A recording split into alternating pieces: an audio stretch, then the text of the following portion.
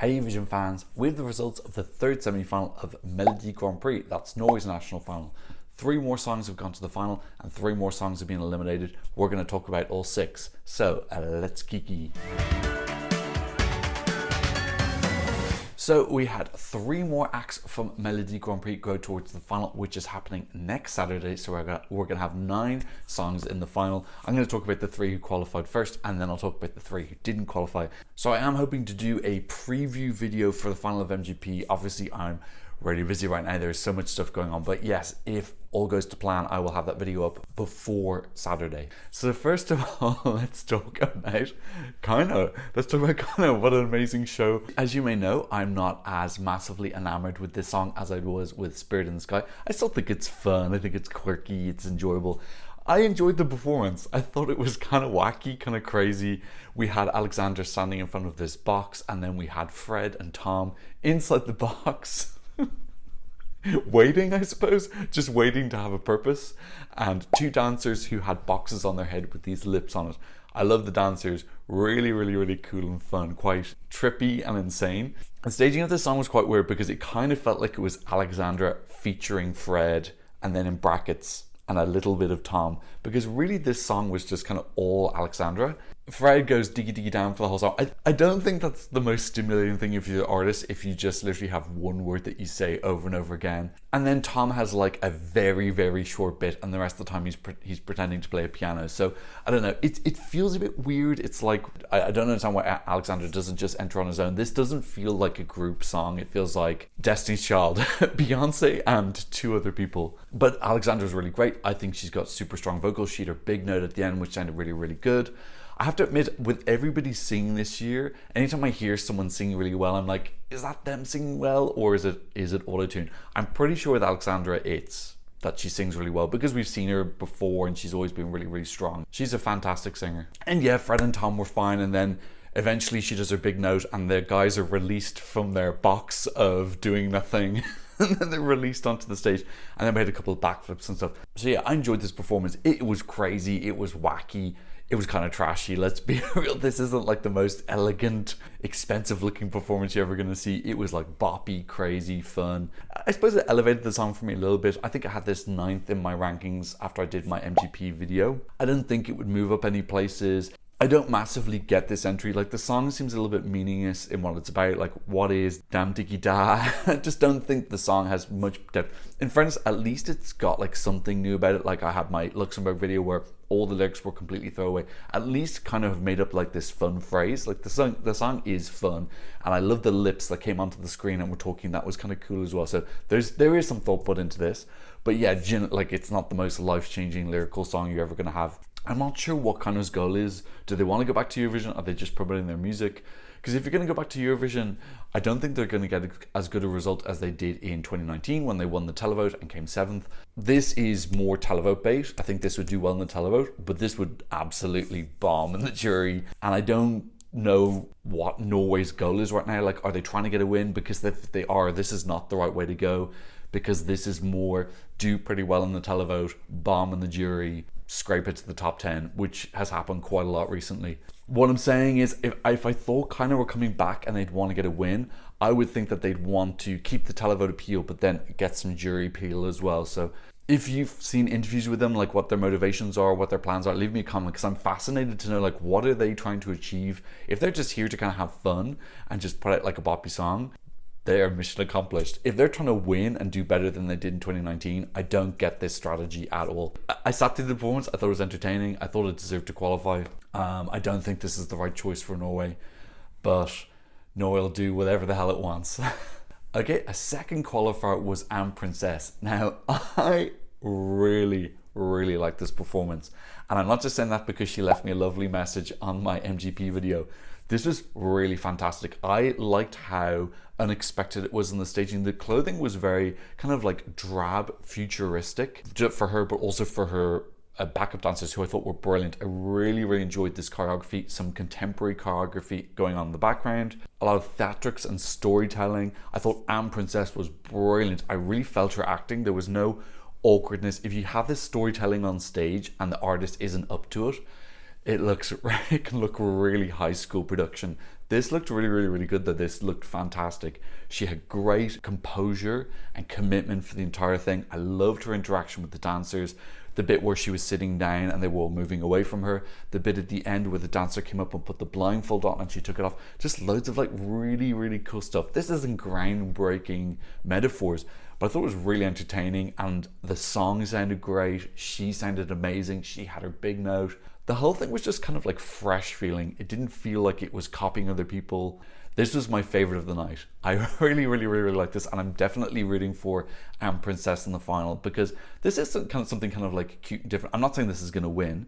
I'm just looking now and it's 8th in the odds, so it's definitely not going to win.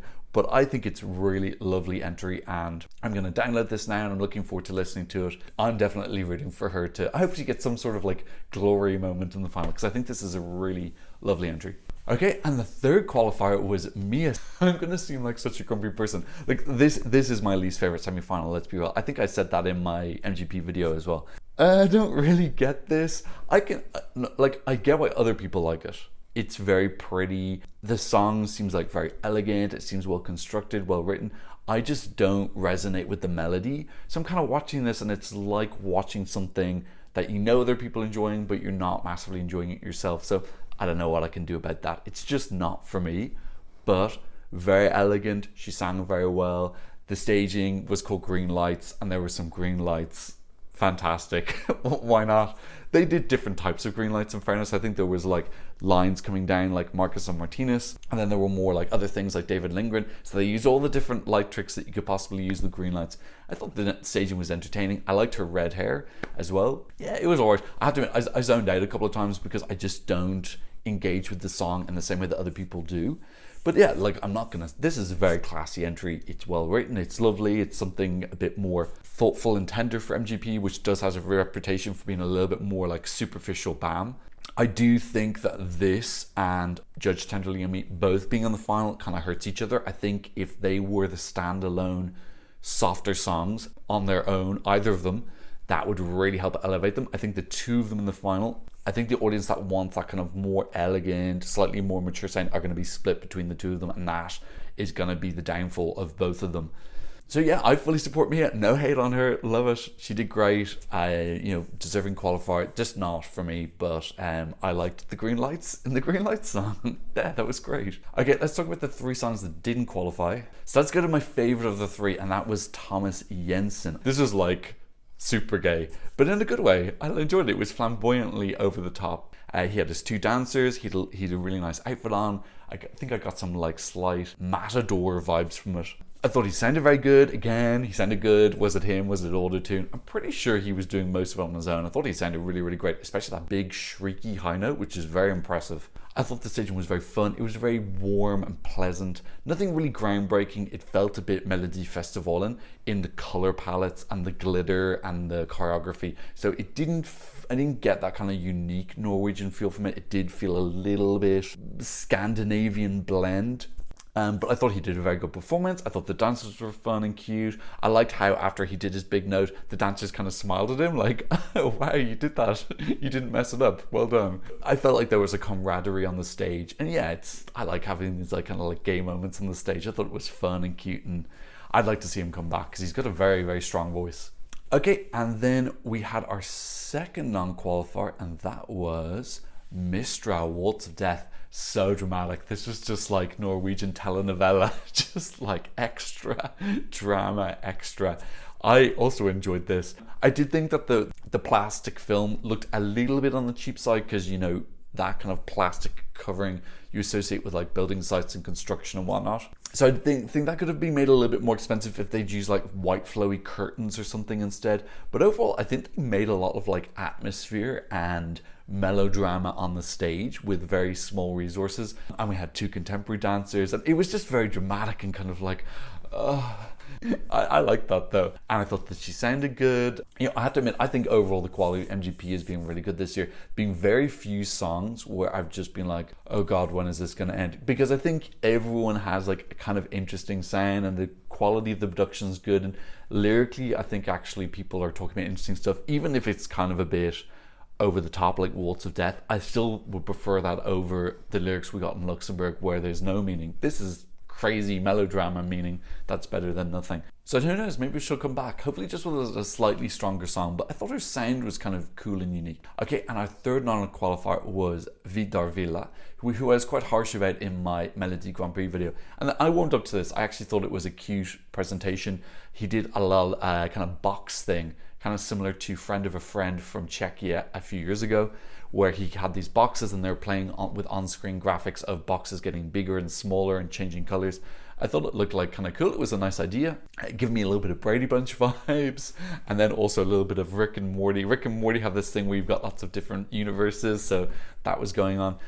I did get a big Melody Festival and feel from this as well. It did look like a Melody Festival and concept staging. And of course there's going to be a big overlap between Sweden and Norway, but I suppose Melody Festival and kind of rules the roost for that kind of like very Scandi style stage production. So yeah, I did feel it was a bit like that, whereas I feel like Norway can go into a little bit more edgy, a bit more cool than Sweden. Sweden's a bit more well produced and a little bit lamer for lack of a better word. You know I love Melody Festival, I'm not hating on. Lame is, I love the lameness.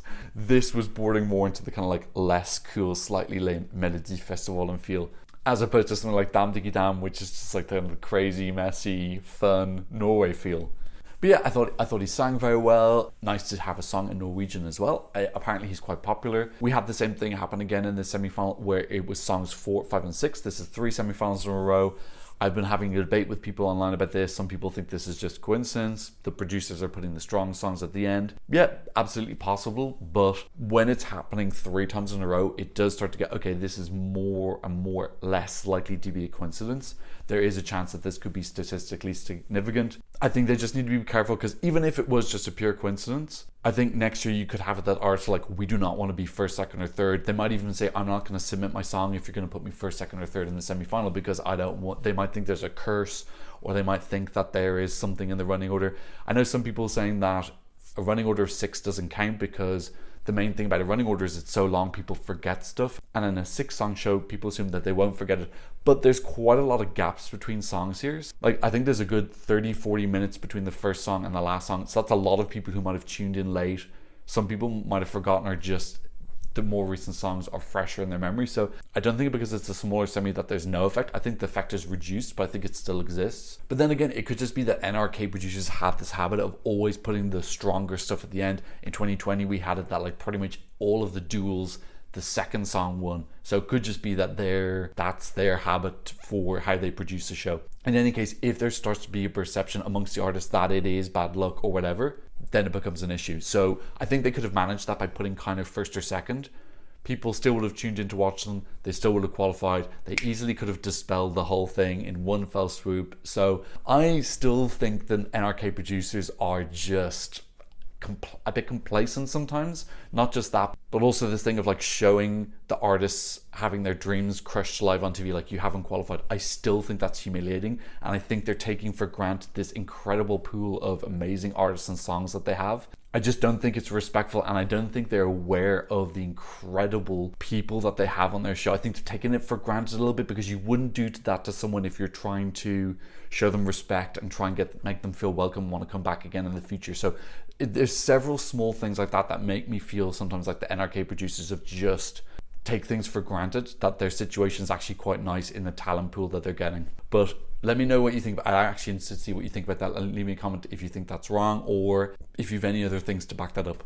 Okay, so I'm not going to talk about who want to win MGP here. Like I said, I'm going to do that in the video that I'm hopefully releasing later on in the week. I will release it because these videos without music are 10 times easier for me to upload, because I don't need to worry about copyright. I'll probably aim to do it maybe on Thursday or Friday, and I'll talk about who I think is going to win MGP there. In the meantime, leave me a comment in the comment section down below. What did you think about the 3 qualifiers, the 3 non-qualifiers? What are Keiino trying to achieve? What is their mission in life? And who's your favorite of the 3 qualifiers? And did you want any of the non-qualifiers to go through? Let me know down below. Thank you to Myra and Elvendork for supporting me on Buy Me a Coffee. No new donations on PayPal, but you can support the channel there too if you want.